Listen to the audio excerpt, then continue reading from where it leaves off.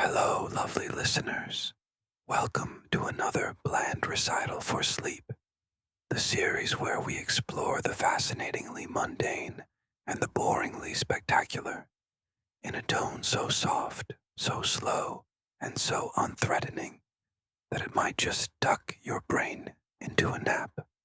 Today's journey takes us into the surprisingly aesthetic universe of coffee stains in art and design. Yes, that brown ring on your desk might be more than a mess. It might be misunderstood beauty.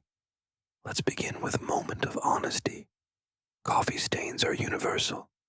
They are the fingerprints of morning chaos, the physical evidence of multitasking gone wrong. You set your mug down just for a second, maybe to answer a message, pet your cat, or question your life choices.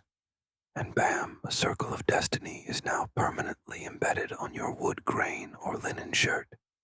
Most would reach for a towel, but others see potential. They stare into the puddle and think, yes, that's it. That's the piece I've been waiting for. Chapter 1. The Accidental Aesthetic. Let us reflect on the nature of the coffee stain. It is unpredictable, free form, almost philosophical in its randomness. The way it bleeds into the fibers of paper, or slowly spreads across canvas like some sepia-toned galaxy, is something even Jackson Pollock would nod at while sipping his espresso. Coffee, it turns out, is not just for staying awake. It's also for waking up your creativity. Artists, brave souls who dare to spill on purpose, have embraced coffee as a medium, from gentle washes that mimic watercolor to bold splashes that claim the entire canvas. Coffee art is a thing, a real thing. You can find entire galleries online filled with portraits, landscapes, abstract chaos, and even recreations of famous artworks, all rendered in various brews. Some even experiment with the espresso versus instant coffee, noting the tonal differences. It's not just art, it's coffee science. Chapter 2. Coffee as paint. You might ask, why would someone use coffee as paint when real paint exists? Good question, dear listener.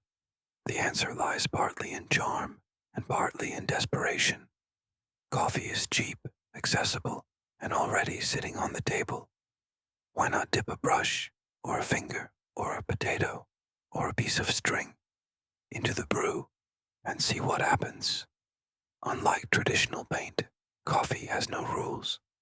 It fades, it surprises, it never quite dries the same twice. Artists who embrace it are saying, perfection is boring. Let's spill something real. There's also a cozy imperfection to coffee-stained art. It doesn't shout, it doesn't sparkle, it whispers. It murmurs stories of mornings and mishaps, of creation born from clutter, of inspiration found not in divine epiphany, but in breakfast. Chapter 3. The mug is muse. Let's not ignore the humble mug, the source of all this glorious staining. The mug is more than just a container. It is a brush, a muse, a mischief maker. Its curved edge is responsible for the iconic ring, that perfect little circle of caffeinated chaos. Some designers intentionally stamp mugs dipped in coffee onto their work. Yes, this is real. You can find DIY guides titled How to Make Perfect Coffee Rings, which feels like teaching someone how to fall over gracefully. But fall they do, and these rings show up on posters, notebooks, business cards, and even clothing labels. In the world of branding, a good coffee stain communicates authenticity, messiness, warmth, all without saying a word. It's designed language for we're casual, creative, and probably fueled by caffeine. Chapter 4. Fashionably stained. Believe it or not, the fashion industry has not been immune to the charm of the coffee stain. High-end designers have incorporated intentional stains into fabric prints. There are runway models out there strutting in clothes that look like someone spilled a latte on them backstage. And it's not a mistake, it's couture. Even fast fashion brands have picked up on the aesthetic. Distressed and vintage looks now include coffee-tinged patterns. There's something oddly rebellious about wearing a stain like it was meant to be there. A way of saying, I spill, therefore I am. Chapter 5. Digital Coffee. In the virtual world, coffee stains are also trending. Digital assets, like Photoshop brushes and design elements, mimic coffee ring textures. Designers use them to add grit and humanity to their otherwise sleek creations. Ever seen a modern resume with a faint coffee stain in the corner? That's not an accident. That's emotional design. It tells the hiring manager, this person is real. They live, they drink, they might even be late sometimes, but they care. In book design, coffee stains can give a sense of nostalgia. In posters, they can make a minimalist layout feel grounded. And in websites, they remind you that someone, somewhere, spilled something while coding at 2 a.m. Chapter 6. The Philosophy of the Spill. At its core, the coffee stain is a symbol of humanity's clumsy persistence, of finding art in accidents, of turning chaos into character. It reminds us that not everything has to be polished to be powerful, that sometimes beauty emerges when you stop trying to control the outcome and just let it drip.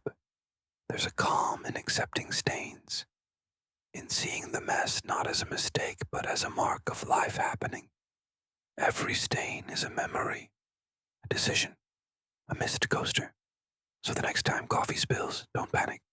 Watch it, trace its edges, take a photo, start a painting, or just let it dry and call it modern art, the end, or the beginning of the spill. And there you have it, dear listener, a journey into the swirling sepia-toned world of coffee stains in art and design. Who knew your worst Monday morning mess could be someone else's creative spark? As you lay your head down tonight, may your dreams be filled with soft paper, dripping mugs, and gentle rings of inspiration. Because in this world of perfection, maybe the most beautiful things are the ones we didn't plan. Good night, and may your next coffee spill be just the beginning of your next masterpiece.